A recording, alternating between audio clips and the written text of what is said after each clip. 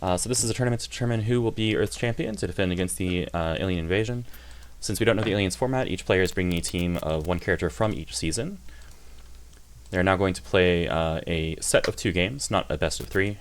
So 2 games will be played, exactly 2 games will be played regardless of who wins either game. Whew. All right. What do we got? I really appreciate the detail that we don't know the aliens format, but we do know that the invasion will take the form of an Exceed game. Well, the aliens are obviously highly advanced. Like, there's no other reasonable conclusion. Yeah, what else would they be doing than playing Exceed? Like, this is the natural way to settle disputes in any advanced civilization, including those on the scale of entire civilizations. All right, so what are our teams? Looking for them. We've got, I think, Devris, Iaquis. I'm going off memory here. I'm looking for the... I got it. So in the pool of magic, Inkie is running Devris, Iaquis, Akuma, Treasure Knight, Iron Tiger, Wagner, and Faust. Rattling's off really fast. Zain is running Heidi, Eugenia, Sea Viper, the Enchantress, Nine the Phantom, Yuzuriha, and Ino. All right, we have a Season 2 matchup. It is Eugenia versus Iaquis. Yeah, I feel like this is a storied matchup. Oh, yeah. As honestly, all 7th Cross matchups seem to be. This is a season that has been in competitive rotation or was in competitive rotation, rather, for a million years. Yep, very active. Lots of very active players playing very, very actively, very competitively. A lot of explored characters. That doesn't mean that necessarily everything has been learned. Of course, that's our usual disclaimer, but I don't want to accidentally start an XS Exceed lesson, so I'm not going to go into that. Because, we've got a game to commentate. All right. Zain leading Eugenia, Inkie running Iaquis. I got to watch some an Iaquis game earlier. Yep. And yesterday we watched Redgrass play Eugenia. Yeah. I feel like one thing that we should probably mention, though, is that we're watching Eugenia, but really we're watching Zain. Yes. And I think that Zain has a particular play style. True. Yes. Zain is not known for running the most traditional or most stereotypical lines for any given character. Zain is noted for running the Zain lines. So we should expect a zany matchup. Yeah. I don't know Inkie's how convenient. Super well. I know, right? But we'll see. I hope Inkie takes a lot of time to think about their turns, because then they'll be a very thinky player. Yep, a thinky Inkie player, and that'll also give us more opportunity to talk about the matchup. I actually really appreciate slow play for commentary purposes. Yeah, I haven't seen Inkie as much. I think I've seen them around some custom lobbies a little bit. I don't think we will get to see much slow play on Zain's side. Usually a pretty unrelenting, unhesitating, fearless, possibly reckless, irresponsible. Bold player. But we'll see what happens. Iaquis with the play. Iaquis has the ability to set his attacks face up for +2 power. Is that happening now? No. All right. So putting transformation in place. Transformations are a mechanic in Season 2, common among all 7th Cross characters and one of the other characters, Pookie. If you hit with an attack with the transformation, you can add it to your transformation area. Now you permanently have that effect at the bottom of the card. If you have 2 copies in your hand, you can discard one to transform the other. So we just saw Iaquis take that action. Now for the rest of the game, Iaquis' attacks have, if your attack is the same if this is the same printed speed as the opponent's attack, stun immunity and +2 power. Notably, that is not that's taking up the boost space. So characters with transformations tend to have fewer boosts and slightly worse neutral. They're more reliant on their attack shapes, and they tend to want to have late game power surges where they've got all their transformations online. Maybe they activate their Exceed mode. Really, really powerful end games in return for slower early play. That said, these are both Season 2 characters, so I don't think we should expect to see a dramatically different pace in either direction, other than the obvious fact that Iaquis just has power online early. Yeah, and notably for a character without very many boosts, the few boosts that Iaquis does have, like Swift Destruction and Dragon's Roar, are pretty good. Oh yeah. So notably, Zain prepared and is now discarding one for end of turn, because that went over hand size. Iaquis boosts with +2 speed, having seen that dive hit the discard, dive being the boost that has choose and discard a boost and play on it, seeing, okay, well, you're clearly not planning on winning any boost for us, so let me boost speed. And if the turn passes back to Iaquis, we'll get to strike with +2 speed and +2 power, in all likelihood. And Iaquis very good at ranges here. I know that Eugenia has some ranged play of her own with Plot Hook and Absinthe and Arrow, and honestly at this range also Wearlight. But Iaquis has some pretty big hitboxes. Yes, Iaquis notably, you can tell because he's wielding a sword, an axe, a lance, another sword. I think there's another axe actually, which all telegraphs So, that this is a heavily ranged fighter, right? so all of his hitboxes are 2 to 6. Yeah, yeah. Like naturally, this means that you should be most afraid of him at about range 4. Yep. In many cases, that is an initiating wild swing from Eugenia. All right, no fear, no regrets. Either she is simply trying to defuse that. Most likely, she's just trying to defuse that. Right, with 22 cards in deck, there's not really enough information for Eugenia to say, I'm confident in my wild swing here. She just doesn't want Iaquis to be able to initiate, and she doesn't have something in hand that she's comfortable initiating with. Yeah. I feel like that's fair if you've already used up one tech. Another way to tech is Wild Swing. Mm-hmm. All right. Responding Dive, which loses the speeds high. Okay. We take that. Funnily enough, yeah, that cross is going to back out. It is Iaquis' turn at range 3. Neither of these characters care about discard order, so I'm not going to bother correcting the discard order error there. Some characters who do, but fortunately these aren't among them. All right, that is Iaquis' turn. Now at range 3. Wait, what? Okay, they have gone on. Yeah. Yeah. Eugenia initiated. It is now Iaquis' turn at range 3. Only 3 cards left in hands because of that EX transformation action, taking out 2 cards immediately. It's a little unlikely that he has a strong punish here. You know, a good face-up attack that can come in, outspeed stun, or possibly even lose on speed but have +2 power with single-minded, depending on what happens. Not sure. I kind of expect Iaquis to follow to just prepare if he doesn't have Dragon's Roar in hands, that massive reload boost. Yeah, I feel like Eugenia is not the kind of character who's going to go anywhere. She can certainly set up, clearly Zain has an EX attack planned, but when Eugenia is in the corner, she tends to kind of stay there. Oh, there's the Roar. Yep. All right, so Iaquis draws 5 cards and then does not draw for a turn. Also does not discard, although in this case that clause is not relevant. It does mean that if, for example, you have 7 cards and you play this, then you will now have 11 cards, yeah? And then you don't discard. Also, note that hand size is only checked after you draw it. Oh, we have a reading. An early game reading, just preying on Iaquis's Zain is notorious for big this. hand size, and also it's Zain. Yep, that's color spray. Yep. We have, oh god. Yeah, that's going to do it. This is classic Oh Zain dear. play. All right. Opponent will discard until they have 2 cards in hand. The printed speeds are 3, 4, 5. That's a good spread. And 2. 2, 3, 4, and 5. All right. Revealing for Eugenia's you have ability. to assume that Eugenia has answers here. Yeah, or, so things to ping with here. Yeah, so the total damage is 9. 9 minus 2 equals 7. Yeah, they forgot the EX power. And also ripped away that entire hand reload and all of those resources, and got a focus out of the way. Yeah, that was monstrous. I said earlier, like we said earlier, we're watching Zain, right? Zain is notorious for reading into color spray. Leaving yourself with a big hand is actually really, really dangerous because of how backbreaking it is to get hit by this attack. Yeah, especially brutal after the Dragon's Roar. One of Iaquis is, like, honestly one of his only reload tools. His card draw is really centralized on that one card. Mm-hmm. He does have a transformation which can get it. Oh, we have another EX attack coming in from Eugenia. Notably, she just transformed on him, so this EX attack also has hit the opponent must discard a card at random. Further attacking those resources, although she has fewer cards in hand to reveal for her effect.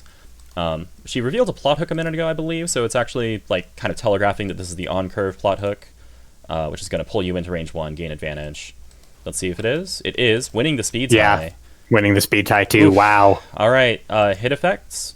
The opponent must discard a card at random. That is not optional, so we're going to wait for that hit effect to resolve. Yep, losing more cards. That's rough. All right, so 4, any reveal? No reveal, makes sense. We've seen 2 plot hooks and 1 dive down. So Eugenia's special ultras have 1 of each speed, 1 through 7. So no like redundancy with the normals, but not extra redundancy. So once we see both plot hooks and 1 dive out, the other dive would have to be in hand in order for the reveal to be relevant here.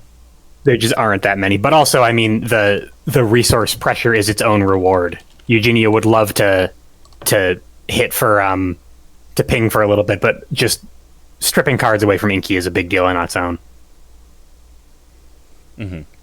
Yeah, it's a pity that winning that speed tie came with an EX attack, since if Eugenia had played, for example, EX Assault, then she would have had the same printed speed as Dragon's Tongue, and Iaquis would not have been stunned. I think Iaquis, we've got something from chat. Folks in chat are looks saying like Iaquis isn't stunned, but I think there's some confusion about how single-minded works.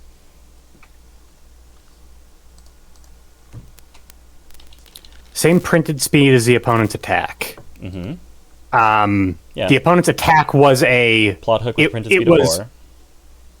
I see. Okay, so it was a printed speed of 4 boosted up to. So if this attack has the same printed speed as the opponent's printed speed, or the opponent's attack? Printed speed. Okay, got it. Okay. Okay, if the confusion is whether this means that your printed speed matches the opponent's actual speed, no, it does not.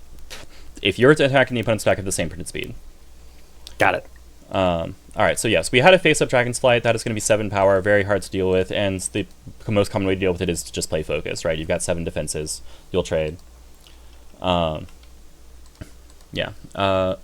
Gets a transformation after adds a gauge. If Iaquis doesn't get stunned by a faster attack, he will start to build gauge, which he could really use the resources, right, for change cards and for anything else. Oh, that's bad for Eugenia. She tried to hit that shimmer with no cards in Iaquis' hand. However, he's still wild spun the grass, smashed out of that successfully. I believe we call that a bare. Throwing something fast to prevent the risky mid speed, which would have been really, really bad to get hit by. Knocking another card out of the hands of Eugenia's choice, also getting a transformation, which then would have been probably online for most of the game. Yeah, and a really important transform too. Shimmer of Madness is kind of pretty central to Eugenia's game plan. I feel like it's a major source of damage. It's really important. And now Iaquis has his reload. Okay, Iaquis is getting back into it. He's climbing back up from the gutters. Eugenia, with that early lead, now has to fight against an Iaquis who has a full hand. We don't have any more color sprays. Shimmer of Madness is not online. Eugenia with 1 more gauge can still be very, very threatening here because of Queen of Hearts, which would discard that nice, lovely hand that you had there. Shame something happened to it. But without 3 gauge, she's reliant on pretty underwhelming specials, especially at range 1, and then the normals, which are good with the caveat that they are likely to want to play the same normal, and if they do, Iaquis wins because of single-minded. Yep. All right. See where Iaquis goes from here. So neutral here is a little janky, right? So if Iaquis tries to play boosts, he won't draw for end of turn, so he'll start to diminish his hand instead of maintaining it. Eugenia prepares. If Iaquis gets a chance to initiate with something, well, I mean, I can think of a lot of things I'd want to initiate with here as Iaquis, actually, most of which are not super threatening. Unfortunately, Dragon's Tail is down. That would be probably my go-to, although it does lose to Grasp. A good old-fashioned sweep would only lose to dive, I think. Okay, boosting defend. No draw. No draw, correct? Yeah. They got it. Good catch on Inkie, yep. All right. Yeah. The reason I jumped on that so fast, by the way, is because it's very common for a player to, after drawing, shuffle their hands, right? So that it's not clear what the order was, which is a good habit, but makes it harder for us to track what needs to be shipped back. With this boost in play in particular, it can be problematic. Yeah, you were fast on that, D. Yeah, I was expecting it. I was like, a lot of players will accidentally draw, and then if you shuffle your hand, it becomes hard for us to verify. At any rate, the defend went away. Backstep, Iaquis moving out to range, where, as we've said, Iaquis is pretty comfortable and Eugenia is pretty mediocre. This time correctly not drawing. Eugenia here is threatening Absinthe and Arrow, which is kind of mediocre. It's nice to attack the opponent's resources. It might have 4 power. However, Iaquis has notably 2 guarded attacks at range, the other Dragon's Flight and the other, or maybe not the other. I think that would be the first Dragon Spine that we'd seen. Parry, probably calling out one of those 2 attacks. Yep, this spine. Looking for the 2 speed. Success, and no reveal. Okay. That should have revealed before drawing for end of turn. Okay. It is Iaquis' turn now at 5 cards in hand, and once again, this kind of neutral state, the longer it goes on, the worse off Iaquis is. He wants to reload with Roar and then not have to play neutral for very long, because that's just going to keep diminishing that hand. Right. Ideally, he'd already have struck by now. Instead, we've had 2 boosts go down. Yep, and each one effectively answered, right? So the defend was answered with Tech, the backstep was answered with Parry. Iaquis could still have the second Dragon Spine or the second Dragon's Flight. Or Dragon's Fire, excuse me. But Dragon's Fire is pretty risky against... And we have seen one of those go down. I think... was Dragon's Flight EX transformed, or was it just naturally hit. Face up strike. That trade. Yeah, I think it was hit. Yeah. Yeah, okay. You're right. Eugenia Okay. wild swinging. Okay, that cross was a bait. Unsuccessful. Yep. Well, yeah, unsuccessful in the sense that Eugenia didn't bother doing anything from hand. After you may. Okay. Cross retreats. Iaquis decides not to add its engage with the after effects on Dragon Force. It is now Eugenia's turn, and we're still at range 6, which is, it's probably still good for her, actually. She was fine at range 6. Okay, she's boosting defense so that if she has to trade into that spine, she trades instead of losing. Well, okay. She trades roughly evenly instead of losing significantly. Right. I wonder if we're going to see you exceed here. Is there any particular reason to not have added that cross to gauge? If you value having that attack available to you in the very, very near future, although even then I would have just spent it to exceed, like if you're going to exceed. But I don't know if Iaquis is planning on exceeding here. Okay, well, you shouldn't have shuffled the discard. However, again, these characters don't care about discard order. Oh, EX Grasp being spent to EX go into Grasp, range okay. 4. Okay, Eugenia probably doesn't anticipate the fight happening at close range for a little while here, because she would normally like to give value that EX thanks to Unhinged. At range 4, she's really just threatening Absinthe and Arrow, which is above curve, or Werelights. Werelight, which is on curve, yeah. An EX Werelight would be on curve for potentially 7 or 9 damage. Yeesh. No, 7. We don't, yeah. Yeah, we don't have Shimmer. We don't have Shimmer, and also I think there's actually too many cards anyway. Even with 3 discards, it wouldn't be enough.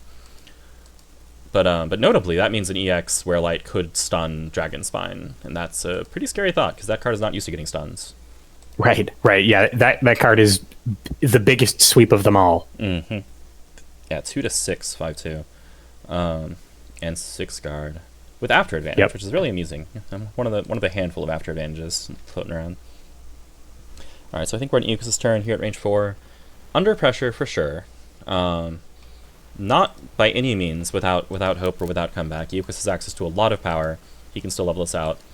Just needs time in the right... Oh, that was the deal button. Ooh. Yeah. Easy fix, fortunately. Nope. Yeah, super, super easy. They're right next to each other in TTS. Yeah. But yeah, and also an easy fix. We can see where the cards went. Common problem. Alright, so yeah, the Iaquis player is examining those discards, trying to figure out whether it's worth taking a risk, possibly reshuffling, maybe taking a bulk action of his own. I think his range 3 is pretty solid right now. Yeah, I don't think we've seen any range 3 normals down, and I was actually about to mention that we have yet to see Swift Destruction. Yeah, true enough. Alright, that does cost more resources. On the other hand, it is +4 speed, and that's pretty good. Notably, without initiating, that's still going to make it hard for Spine to beat anything in particular that Eugenia would be playing. However, Flights now ducks under Absinthe and Arrow, right? As long as it's not EX. And I think he might even have his own dives, which would do the same. I believe he does, yeah. Mm-hmm. Alright, so Eugenia might have the seconds tech and be thinking about whether it's worth playing, might just not have it. Either way. Like, she's still in a reasonable position. At range 3 is where you really don't want to see the +4 speed come up, because then Spike and Dive are both online and basically guaranteed. You just lose to Spike, sure. Coming into range 1, gonna let Iaquis have the turn to initiate if he wants to. Which is fair. I don't actually... With Tail down, the only thing I can think of that would be really, like, messed up on his side would be Sweep. 8 power. Sweep, exactly, yeah. 6. Especially with that, no threat of EX Cross anymore. Yep. And no ability to defend with on curve Queen of Hearts quite yet. Yeah. Yeah, if Eugenia defended with Sweep, which is kind of the natural choice on her side. Oh, okay, no, we are running out to range 3. Drawing for a turn. Alright, Iaquis getting kind of low on deck. We don't have any focuses left on Eugenia's side, so reading is not an immediate threat, but hand knowledge is still important for everybody. Knowing what's left, what your options are, what you've allowed to slide away from you. That's all pretty material. Eugenia looking like she's going to prepare and discard. Okay. Overdrawing. Evidently comfortable defending with his hands. Waiting for the discard.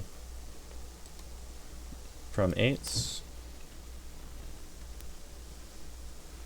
I wonder if that kind of implies that she's holding EXs.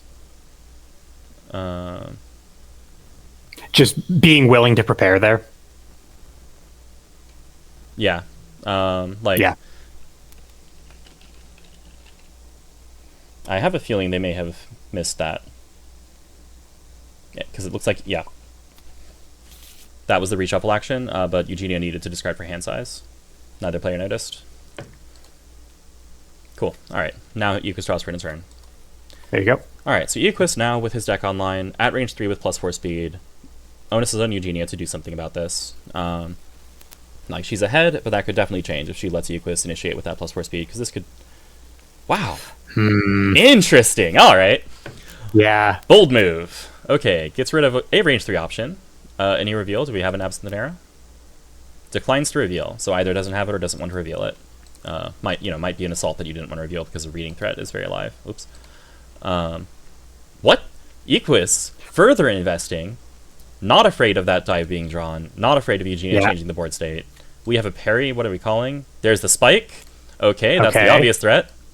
That's 2 range 3 options down that Zain has called so far. Yep. Called. One of them was a random, but still. True. That has knocked down, has stripped from hand.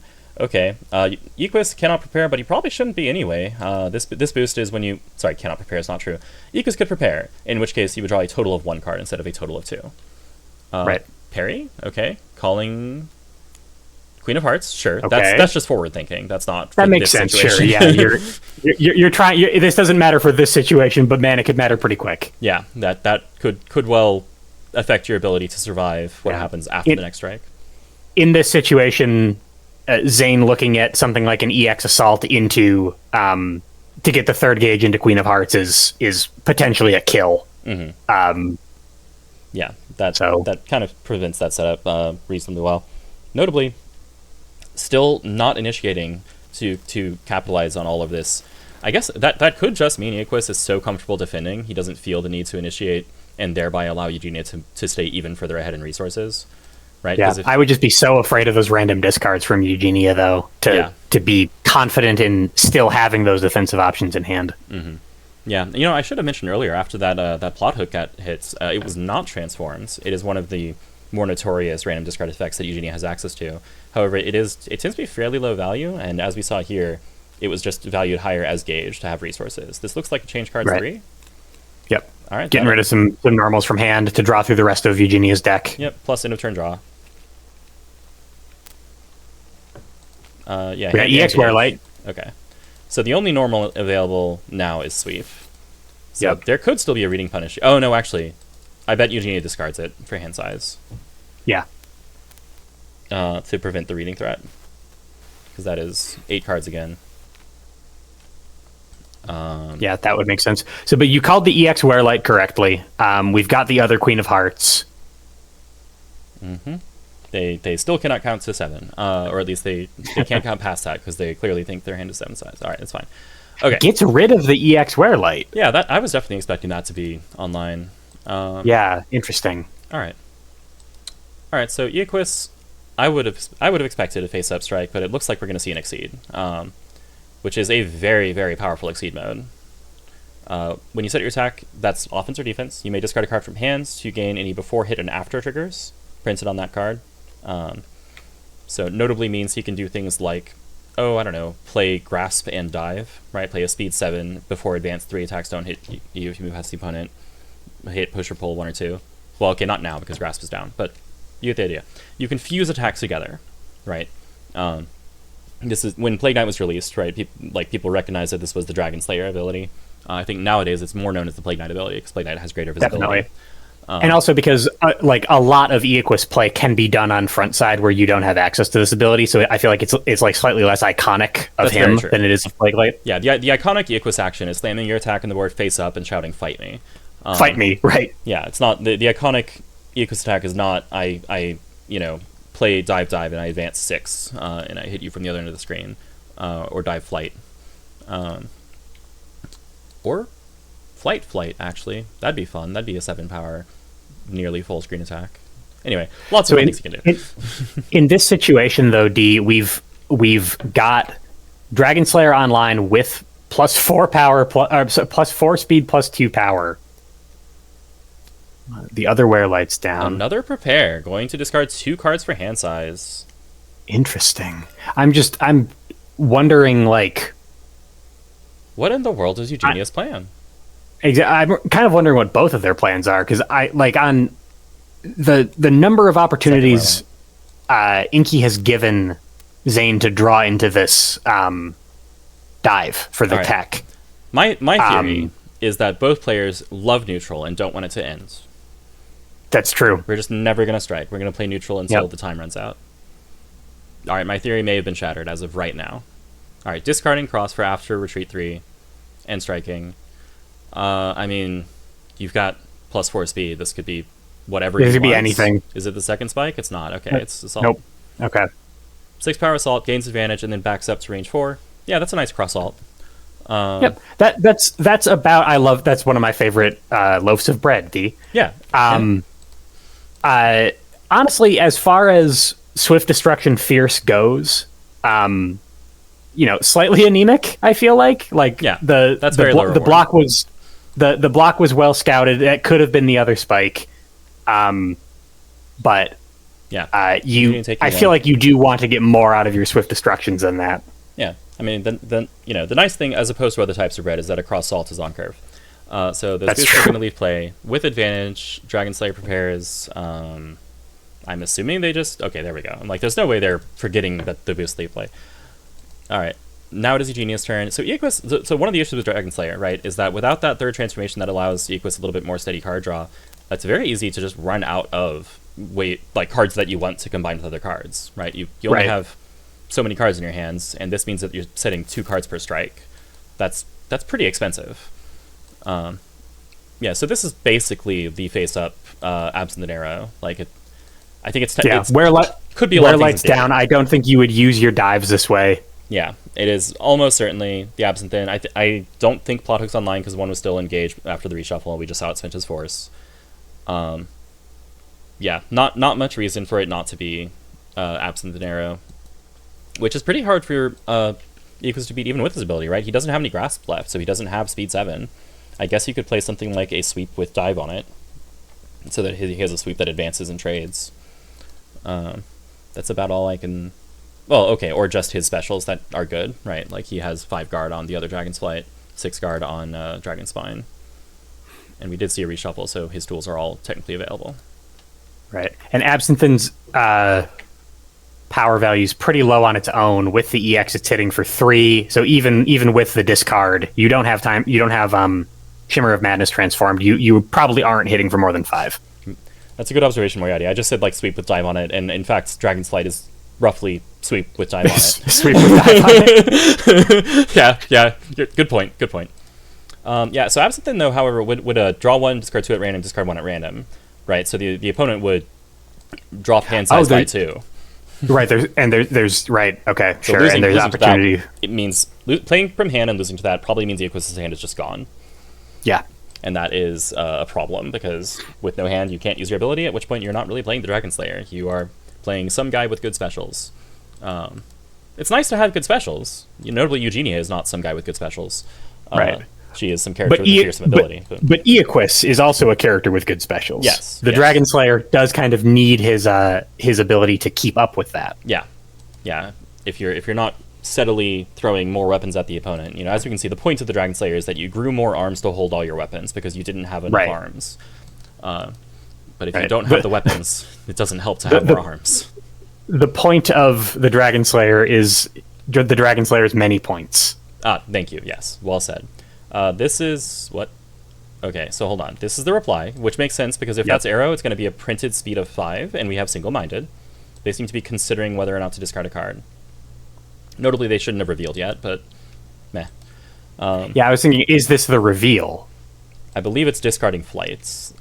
Yeah, that makes sense. So this is going to trade well for Iaquis, actually. Just mostly destroy his hands, although he'll get to draw 1 with Tongue's effect. So I think we have 2 effects. Choosing the order. The first random discard 1. Oh, that's the opponent being... Okay, they're so apparently Eugenia is doing the draw 1, discard 2 at random, which makes sense. So the printed speeds are 1 and 4. Do we have a reveal? No reveal. All right, next random discard. 6. Beta Shimmer comes out here. Oh. No. Yes. Called. Yep, sure. Okay. So that's 5 damage, which is not going to stun through stun immunity, notably. Not many things do. Iaquis then advances 3, gains +2 power, has a total power with its hit effect of 8. So, yeah, Eugenia takes 7. Oh! Wait. 6. Wait. What was Iaquis's power? I guess I flipped which one was which. Zain started with 21 life. So. All right, I understand. -1 for armor. Yep, that works. I thought it was revealing tongue, but it was playing tongue, revealing flight, but it was the other way around. Right, So they discarded other way around, tongue, yeah.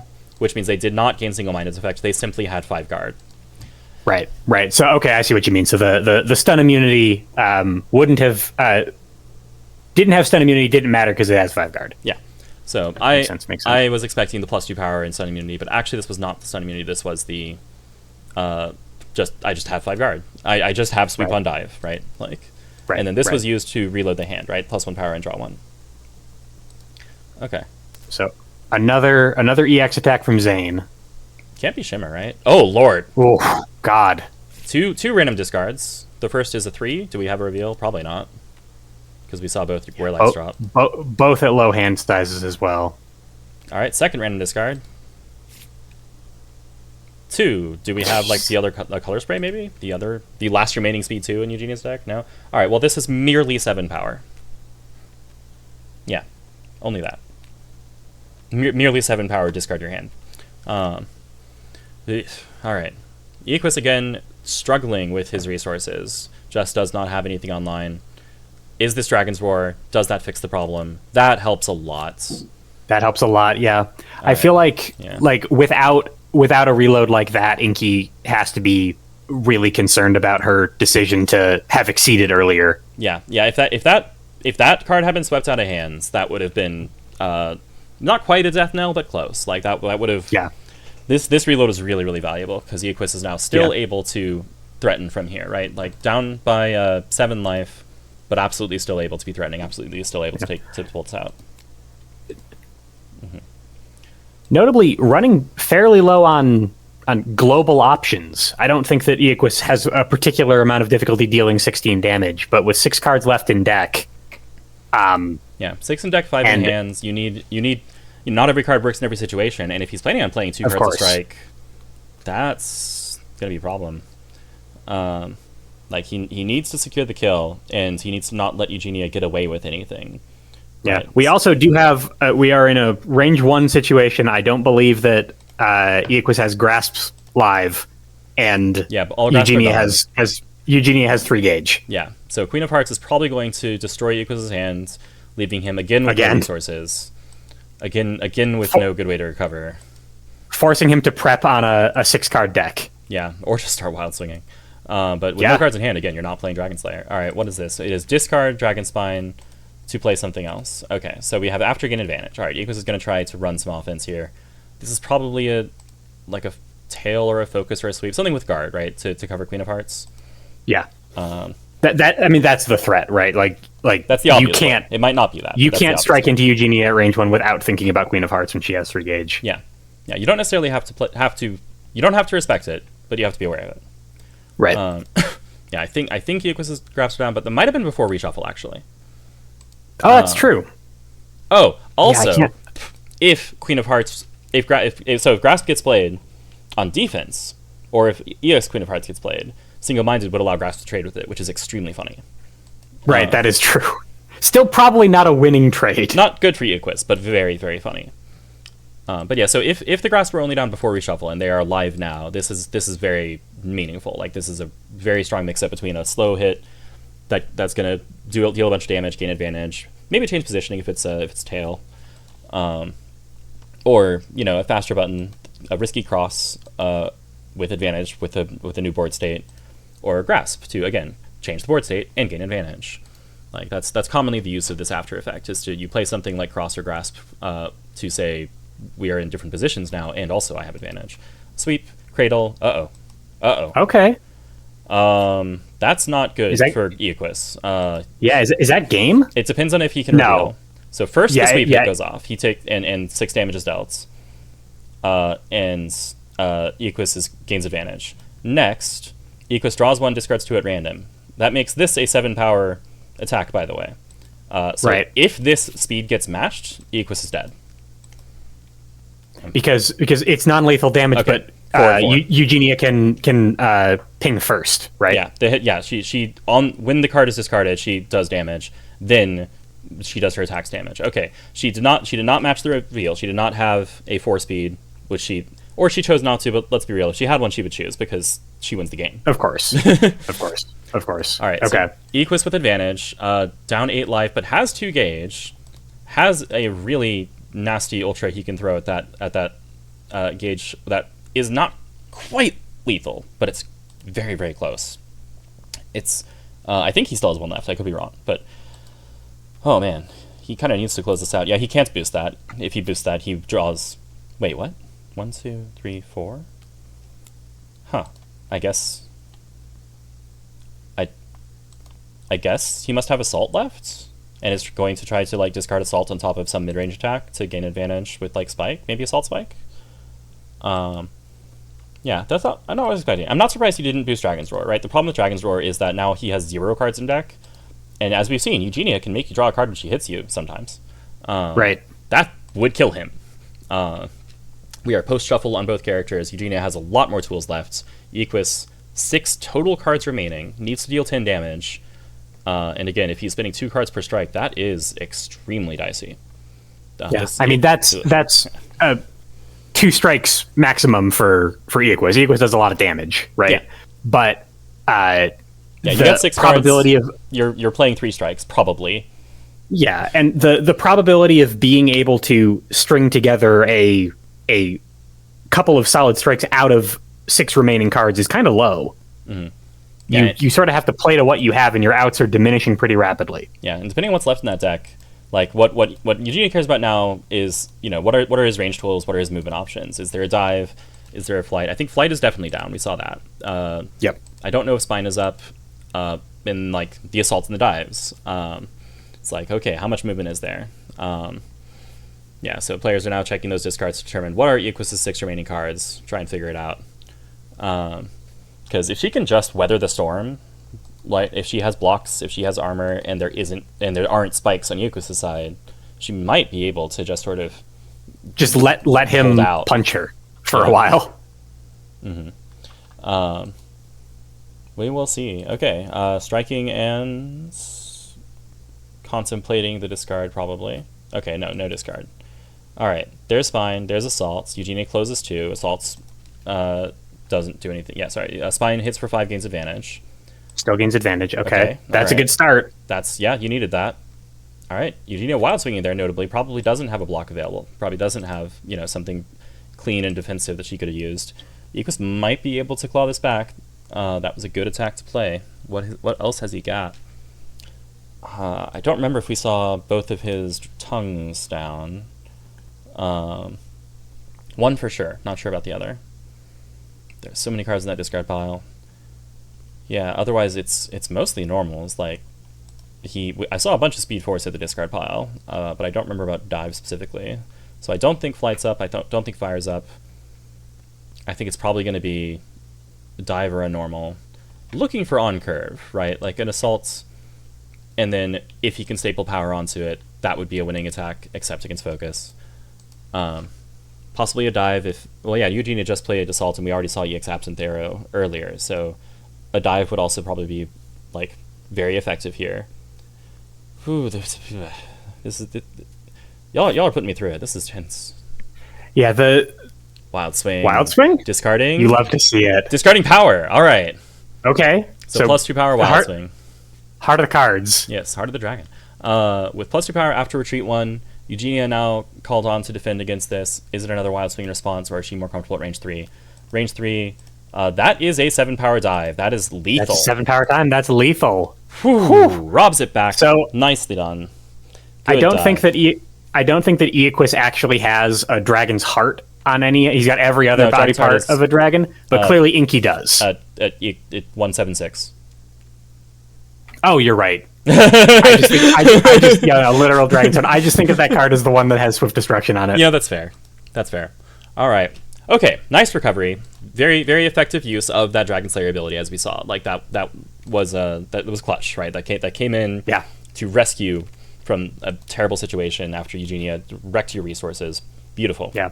Beautiful. Very, very well played. Honestly, well played from both of them. That was a really fun match. Yep.